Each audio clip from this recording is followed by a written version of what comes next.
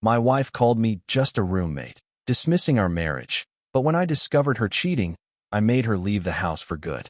I am 30 years old and need to get this off my chest because things have completely gone wrong with my wife, Sarah, who is 28. We've been married for 3 years and together for nearly 6.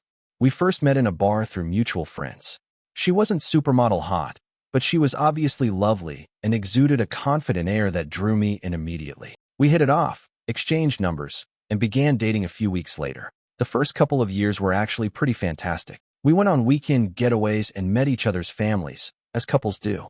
Her parents were a little standoffish, but whatever. We moved in together after a year. I proposed on our 2-year anniversary, and we married around 8 months later in a simple ceremony with family and close friends. I purchased a home around 6 months before the wedding. My name appears on everything since I paid the down payment with money I saved by working my ass off. For the first year of marriage, everything went well. We'd both come home from work, cook dinner together, and watch television, normal stuff. We discussed having children in a few years. But looking back, I noticed that things began to change around the second year of our marriage. Sarah began to focus more on her work. She works in marketing and started staying later at the office, attending networking events, and spending less time at home. I was supportive because I thought it was good for her career. I took on extra domestic tasks so she could focus on her job. I also started paying most of the bills because she stated that she wanted to advance her career before focusing on money. It started small, with her canceling our date nights at the last minute due to work. She was constantly on her phone, even when we were meant to be spending time together. If I brought it up, she'd become defensive and suggest I wasn't supporting her profession, so I backed off. We stopped doing activities together on weekends. She was either too exhausted from work or had unexpected brunches and shopping outings with her pals, to which I was not invited. I began to feel as if we were simply existing in the same space without truly connecting. A few months ago, she told me that her buddy group was planning a meal at a new restaurant downtown and invited me. I was genuinely surprised. She hadn't invited me to anything with her pals in months. I wasn't very excited because her friends are largely marketing and public relations professionals who only discuss work turmoil and gossip about people I don't know. But I assumed this was her way of including me more, so I went. We arrived at the restaurant, and there were around 8 people in total: Sarah, me, and 6 of her friends. The room was crowded and noisy, and we ended up at this long table. I was around 3 seats away from Sarah, sandwiched between her friend Tina, who was chatting to someone else the entire time, and a guy I had never met before who was glued to his phone. Basically, I was just sitting there sipping my soda without participating in any conversation. No one spoke to me or even acknowledged my existence. To be honest, these things were rather usual. I was used to being the unseen husband by this point. I was spacing out, thinking about a project at work, when Sarah's friend Chloe inquired, "So, how's married life treating you these days?" The way she stated it was strange, as if there was something underlying the question. That's when I focused on what Sarah was saying. Guys, I swear, it felt like someone punched me in the stomach. Sarah snorted dismissively and replied, "Oh, please. He's just my roommate at this point. Only my roommate." I literally froze with my beer halfway to my mouth. Who says that about their husband? And the way she said it was not a joke. It was as if she were stating an obvious fact that everyone already knew. She even looked at me as she said it, noticing I was paying attention, but she didn't seem to mind. What's worse were her friends' reactions. They all laughed and nodded as if everything was perfectly normal. One of them even said, "Don't all husbands eventually become glorified roommates?" They all cracked up even more. All but one girl, Emily. She's new to their friend group. I've only met her a few times.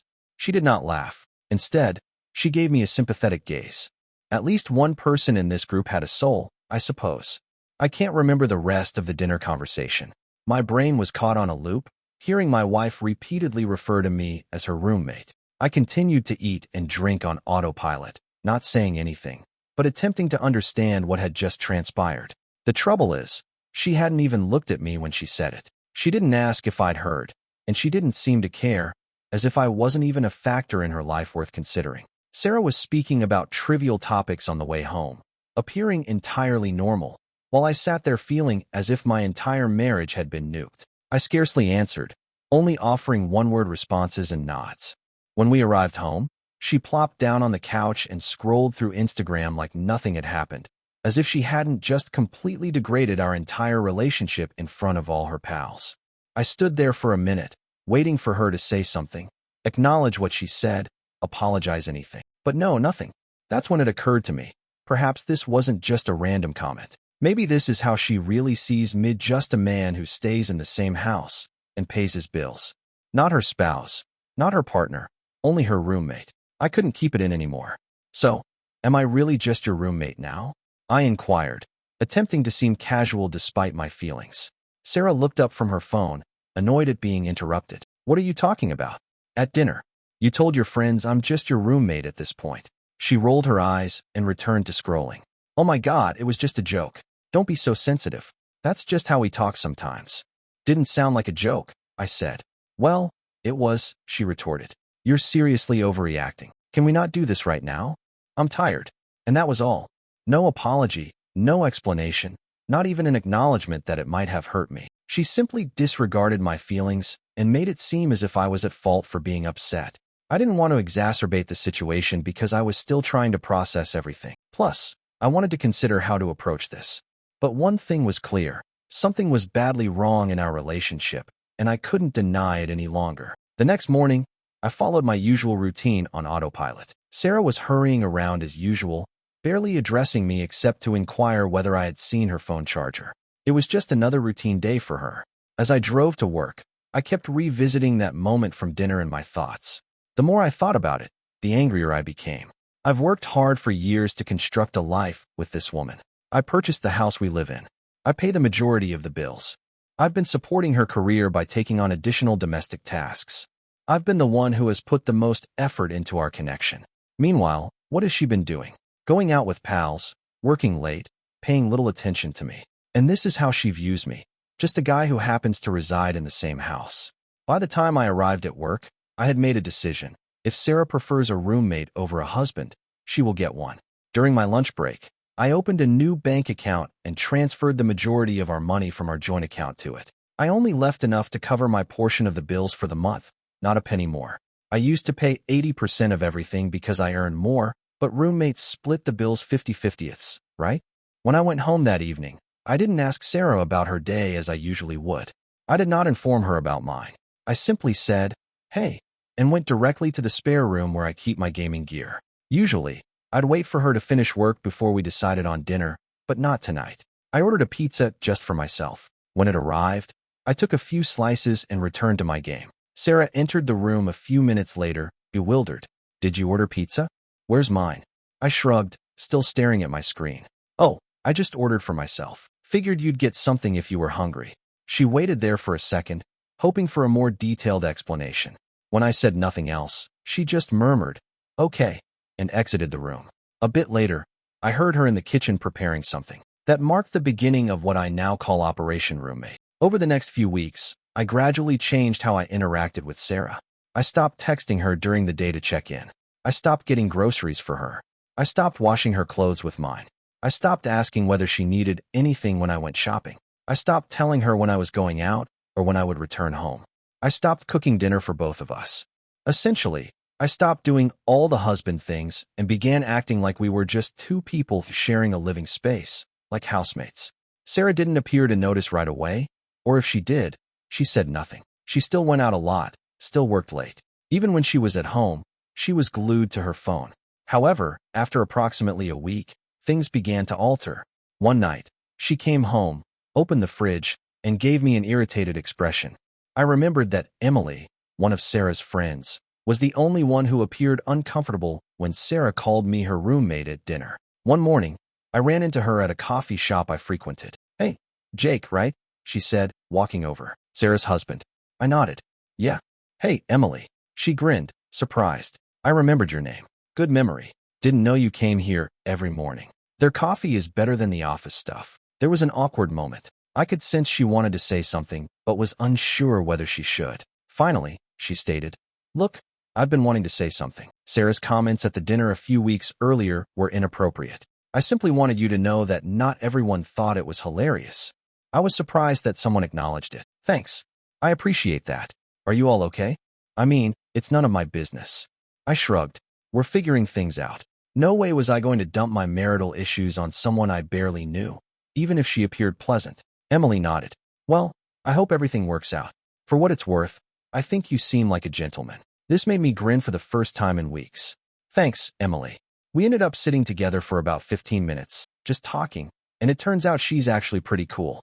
She works as a physical therapist, arrived in the city about 6 months ago, and met Sarah and her group through a common friend. She was easy to talk to, and it felt good to have a real conversation with someone who actually seemed to care about what I had to say. She hesitated before saying, "Look, I know this might be weird, but if you ever need someone to talk to, here's my number." She scribbled it on a napkin and gave it to me. I honestly felt it was a bit strange, like crossing a line. I didn't know precisely what her intention was, but I thought I could use some support. It also seemed like she was just being polite. Thanks, I replied, slipping it into my pocket. I might take you up on that. A few days later, I was having an especially frustrating day. Sarah had become increasingly irritated by the roommate situation, grumbling about having to contribute more to bills and calling me juvenile. Then I discovered that someone had used our joint credit card, which I believed had been revoked, but evidently wasn't, to purchase a $500 purse. 3 guesses who? I was sitting in my car in the office parking lot, angry, when I remembered Emily's phone number and decided to contact her. Perhaps she knew what Sarah was up to. So, I messaged her, "Hey, this is Jake. Is the offer to chat still open?" She replied almost instantly, "Absolutely. Is everything okay?" We met for coffee after work. I didn't intend to dump everything on her, but staring into her kind, warm eyes, it all came spilling out. The roommate joke, how Sarah had been distant for months, how I'd initiated Operation Roommate, all of it. Emily simply listened, asking occasional questions rather than passing judgment. When I finished, she sighed. "I don't know Sarah very well, but based on what I've seen in the group, she talks about you differently when you aren't present." My stomach plummeted. "How so?" Emily expressed discomfort, saying, "She complains a lot, says you're boring, that she feels stuck." Wow. I wasn't sure what else to say. "I'm sorry," Emily added. "I shouldn't have said anything." "No, I appreciate your honesty. Seriously." Before we left, she touched my arm. "Jake, you deserve someone who's proud to be with you, not someone who treats you like an inconvenience." That hit me hard because she was correct. For the first time, I saw Emily not simply as Sarah's friend, not just as someone who happened to be present, but as someone who observed me, who saw the cracks before I even acknowledged they existed. We began messaging after that. It was just regular conversation. How the day went, little annoyances, inside jokes. But it felt different. For the first time in a long time, I wasn't just talking to fill the silence. Someone wanted to hear what I had to say. No sighing, no eye-rolling, just a real chat with someone who seemed to care. And man, I didn't realize how much I missed that until I had it again. Of course, Sarah didn't notice. She was too caught up in her own world, going out many nights a week with business pals, getting home late, and smelling like cologne that wasn't mine. I was not foolish. I knew where this was going, but I wanted proof before making my next move. Now, let me be clear, I'm not the suspicious kind. Really, I am not. I've been cheated on before, back in college, and I promised myself I wouldn't be that anxious partner who constantly checks phones. However, there is a distinction between being paranoid and just connecting obvious dots. Sarah was displaying all the traditional signs, staying out late, being clandestine with her phone, suddenly having new work buddies I had never met, getting dressed up for office meetings, the cologne fragrance. I mean, come on. I needed to know for sure. First, I attempted a straightforward approach. "So, who is this new work friend you have been spending so much time with?" I asked casually one morning. Sarah barely glanced up from her phone. "What? Oh, simply members of the marketing staff. No one interesting. Seems like you're with them a lot lately." She rolled her eyes. "What? Are you tracking my schedule now?" She then smirked and made air quotes with her fingers. "I thought we were only roommates." I merely shrugged and walked away. "Just making conversation," I said. It was clear that the direct approach would not work. So, I made a decision that some people may condemn me for, but whatever. I purchased an AirTag. If you're unfamiliar with the term, it refers to a little tracking gadget manufactured by Apple. You're intended to use it to find your keys or baggage, but people also use it for other purposes. I waited for a morning when Sarah was still asleep. Her car keys were on the counter as usual. I quickly took them, inserted the AirTag into a little compartment in the center console where she stores spare change and receipts, and returned the keys. The whole thing took about 30 seconds. The truth comes out. Sarah texted the next day, stating she'd be working late again and told me not to wait up. The timing was ideal for testing my new setup. Around 6 p.m., I launched the Find My app on my phone to verify the AirTag's location. It showed that her car was on the move. I watched her drive, not toward her downtown workplace, but toward a luxury apartment complex on the city's north side. Her car came to a stop around 6:45 p.m. My heart pounded. Part of me hoped for an innocent explanation, like a friend living there or a work event, but deep down, I knew. I watched her movements for 3 days and discovered a clear pattern. Tuesday, she told me she was having dinner with coworkers. Her car was at the same apartment complex from 7 p.m. to 11 p.m. Thursday, she said she had a client meeting. Her car was at the apartment complex from 6:30 p.m. until nearly midnight. Throughout all of this, I texted Emily, not telling her exactly what I was doing, but venting about Sarah's blatant lies. Emily was supportive but cautious. "Are you certain you want to know?" she texted. "Sometimes finding out only makes things worse." "I need to know," I told her. "I'm tired of being played for a fool." The following Tuesday, when Sarah stated she had another late meeting, I told her I was going to grab drinks with some guys from work and wouldn't be home until late, which was obviously a lie. Instead, I parked down the street from the apartment complex and waited. Sarah's car arrived at 6:30 p.m. I watched as she parked, checked her makeup in the mirror, got out, and walked to one of the buildings, typing a code at the door and entering. I sat there for maybe 15 minutes, debating what to do next. Part of me wanted to storm in, catch them in the act, and make a big scene. But what would that accomplish? More drama? No thanks. Instead, I took pictures of her car in the lot and the building she entered. Then I took a deep breath and drove home. Sarah was cheating on me, and now I had all the proof I needed. The question was, what was I going to do about it? I called Emily on the way home. When she answered, I simply stated, "You were right. About everything." "Oh, Jake," she whispered softly. "I am so sorry. What are you planning to do?" "I don't know yet," I told her, "but I'm done being just her roommate." I slept in the spare room that night. Sarah didn't notice I wasn't in our bed when she arrived home after midnight. The following day, I called in sick to work because I couldn't concentrate on spreadsheets and meetings when my marriage was collapsing. I spent the morning researching divorce lawyers and found one with positive reviews who could see me that afternoon. When I met with him, I explained everything: the roommate comment, the infidelity, the housing situation, and our finances.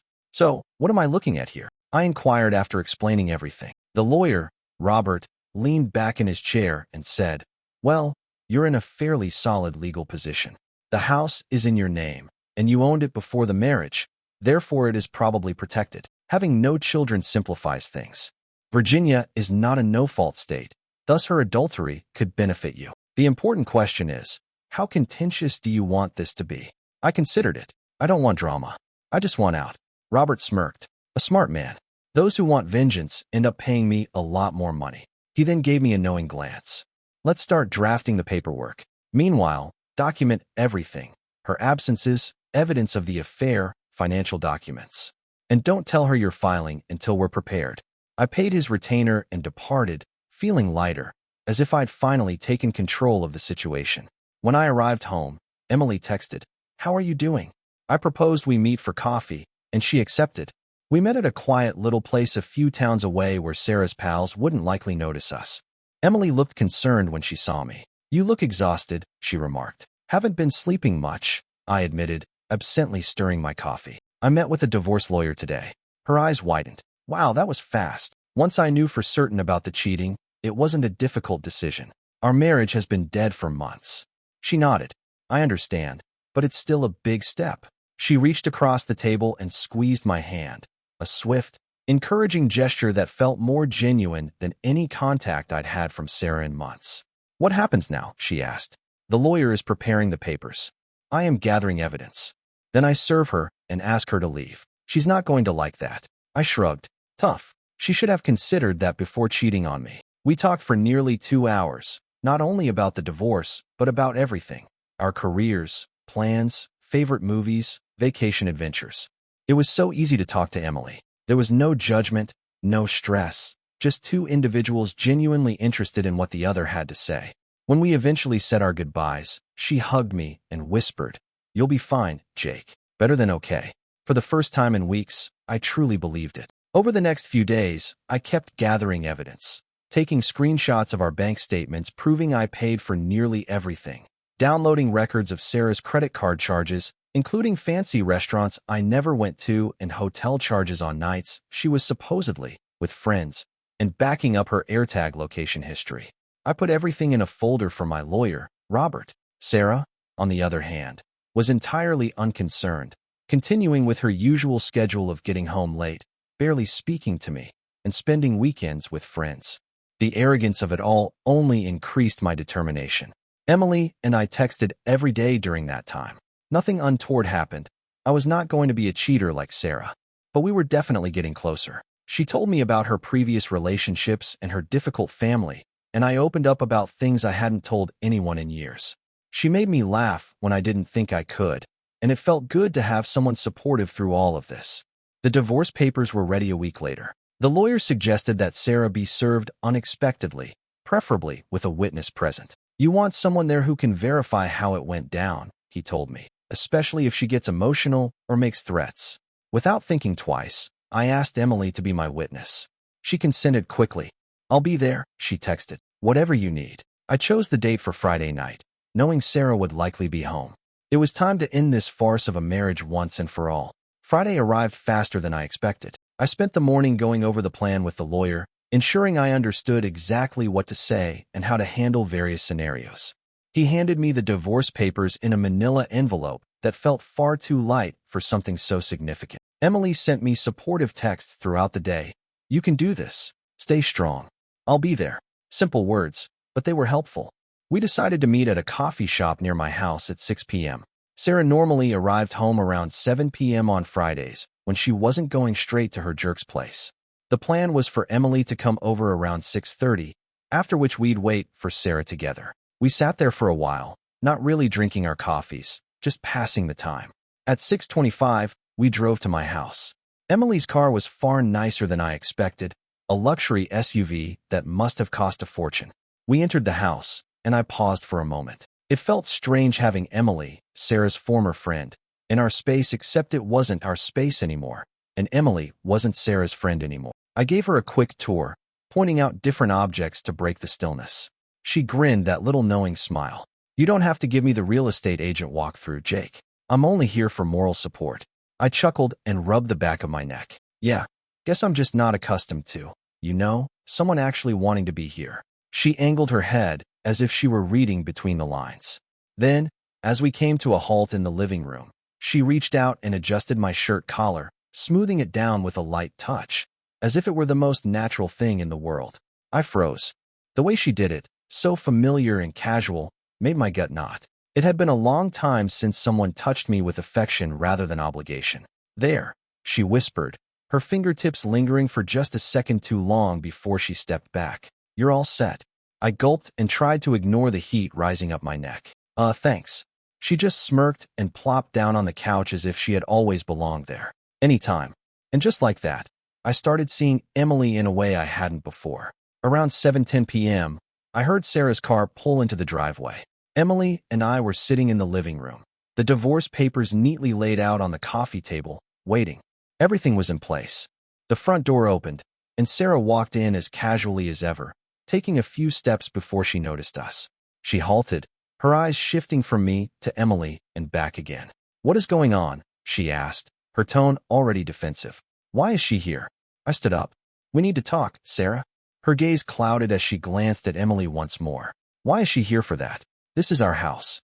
She's here as a witness, I added, picking up the envelope and letting her sense the gravity before handing it over. Sarah folded her arms.